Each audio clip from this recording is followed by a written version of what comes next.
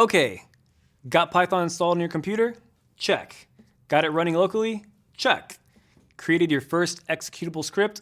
Double check. You're doing great. Let's keep going. In programming, we often reuse code that we've written or someone else has written. This is called code reuse, and nearly all languages provide some way of doing it. We talked about code reusability back when we first looked at functions. Functions let us group code into logical blocks that can be executed at a later point and as many times as we need. But as our scripts get bigger and more complicated, we want to be able to reuse more than a single function. We might even want to reuse entire scripts in other programs that we write. Let's say that you created a script that emails a daily summary of tickets you completed to your manager. The script has two main jobs. First, it assembles a list of the tickets you've closed by interfacing with the company's issue tracking system. Second, it uses that list to create an email and then sends it off to your manager. In a separate project, let's say that you'd like to automatically parse a system log and search for an event inside of it. If the event is found in the log, you want to trigger an email to notify yourself. Can you spot the functional overlap in these two scripts? Both of these automation projects need to send an email message.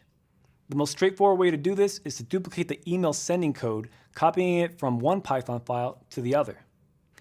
On the whole, this seems pretty easy, but duplicating code in this way has some ugly downsides. First, every time you need to make a change to either script, you have to remember to do it to both places. That means you'd have to do any update and bug fixes twice.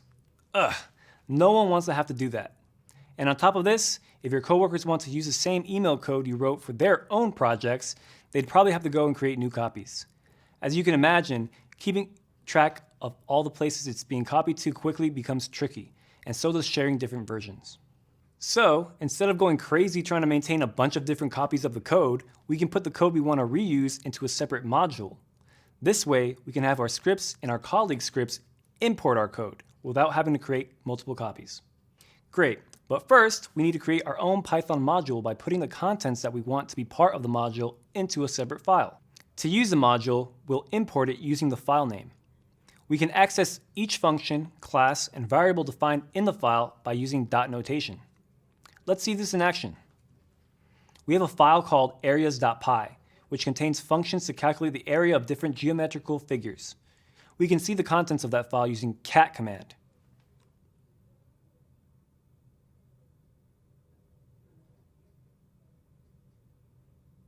We have three functions defined in this module. The circle function uses the math.py constant.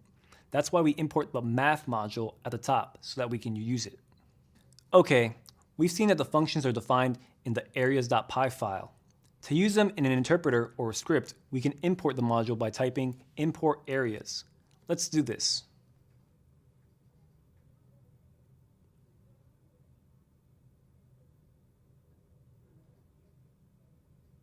Perfect. We've now loaded the areas module and can use it to calculate areas.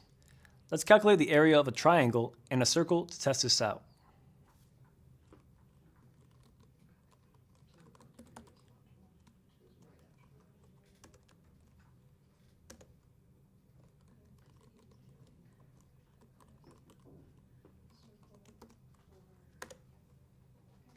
Our areas module is pretty small and simple, so it fits nicely in just one file.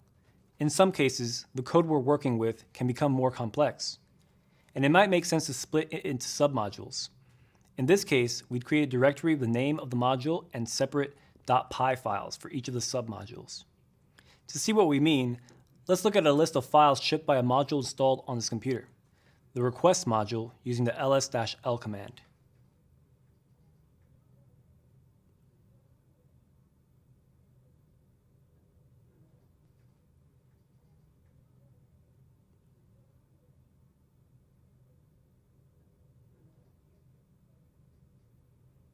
Ugh, this module is super complex, so all the things it does are split into separate files. Notice the init.py file. This is a special file. It's read when the module gets imported, and it's used by the interpreter to check if a directory with Python files should be a module. So, if you have a module that's split into separate files and you want the interpreter to recognize the directory as a module, you'll need to create the init.py file.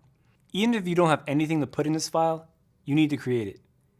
You can leave it empty, but it needs to exist for the interpreter to recognize the directory as a Python module. Wow, that was a lot of stuff to grasp. But now we know how to create our own executable files and modules. It's a little complex, so don't worry if you feel a little shaky on it right now. We'll keep practicing these concepts until you can do them in your sleep.